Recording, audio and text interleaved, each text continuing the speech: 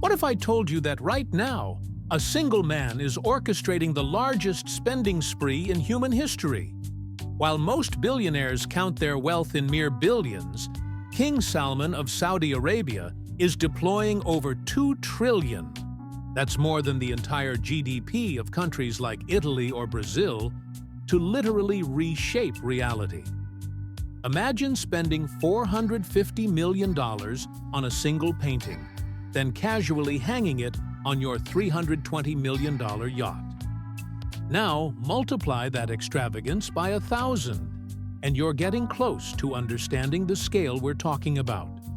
Stay till the end, because what King Salman is building will make every other mega project look like a children's sandbox. How does a monarch really spend $2 trillion? The story begins in 2015, when Crown Prince Mohammed bin Salman looked at his kingdom's future and saw a terrifying truth. Oil wouldn't last forever.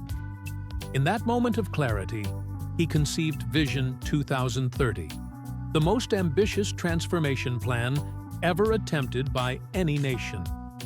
King Salman, recognizing the genius of his son's vision, didn't just approve it, he weaponized the entire kingdom's wealth behind it.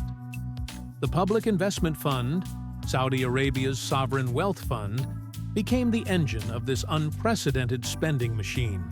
From $160 billion in 2016, this fund has exploded to over $941 billion today, with a target of $2.67 trillion by 2030. That's not just growth, that's financial evolution at warp speed.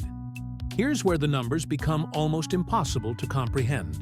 The NEOM megacity alone was originally budgeted at $500 billion. But recent internal audits reveal the true cost, $8.8 trillion. That's more than the annual budget of most countries, multiplied by 25. Picture this. NEOM isn't just a city. It's a 170-kilometer linear metropolis stretching across the desert, featuring a 500-meter-tall mirrored wall that can be seen from space. Inside this futuristic ribbon, 9 million residents will live in a world where artificial intelligence serves their every need. But NEOM is just one piece of the puzzle. The Red Sea project is transforming 28,000 square kilometers of pristine coastline into 50 luxury resorts. Qiddiya, launched personally by King Salman in 2018, is becoming the world's entertainment capital with a $9.8 billion price tag. King Salman Park in Riyadh? That's another several billion. The new Muqab Cube in the capital? Add another $50 billion to the tab. When you're spending at this scale, regular luxury becomes mundane. King Salman's personal collection reads like a fantasy novel. The $450 million Leonardo da Vinci, Salvator Mundi, the most expensive painting ever sold, reportedly hangs casually on the royal yacht Serene.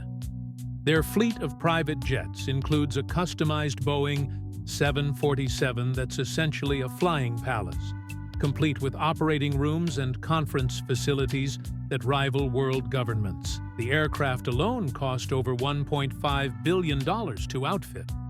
But here's what separates Saudi spending from every other wealthy nation. They're not just buying luxury, they're manufacturing the future.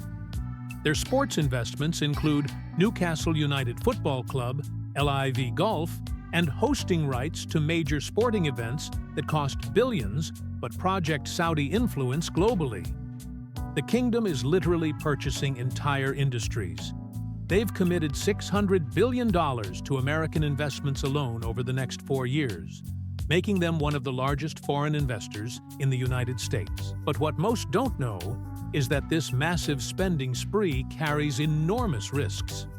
Saudi Arabia's debt has ballooned to over $125 billion, and many economists question whether even oil-rich Saudi Arabia can sustain this level of expenditure.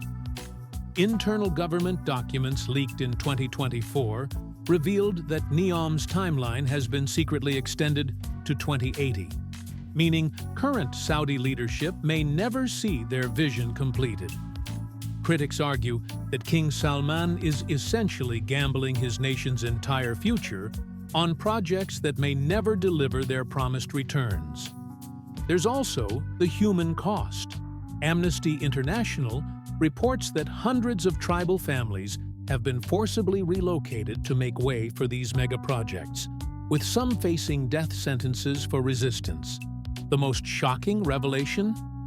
Saudi Arabia is now borrowing money to fund these projects, despite sitting on one of the world's largest oil reserves. They've issued over $1.25 billion in bonds just to keep the construction flowing. By 2030, if everything goes according to plan, Saudi Arabia will be unrecognizable.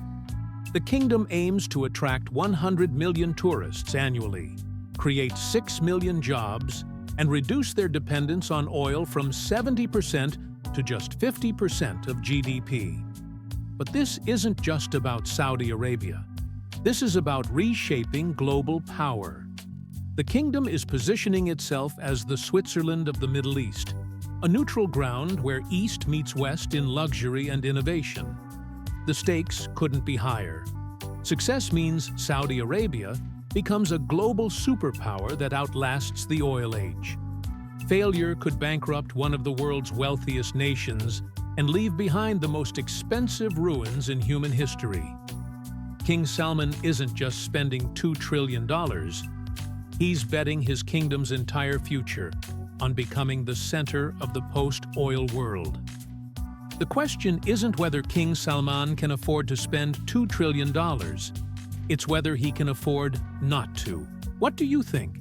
Is this the most brilliant economic transformation in history, or the world's most expensive gamble? Drop your thoughts in the comments below. Will NEOM become the city of the future, or the world's most expensive ghost town? Subscribe if you want to see how other world leaders are spending their nation's wealth. And don't forget to hit that notification bell. Next week, we're diving into China's trillion-dollar Belt and Road Initiative. Which mega project should we unpack next?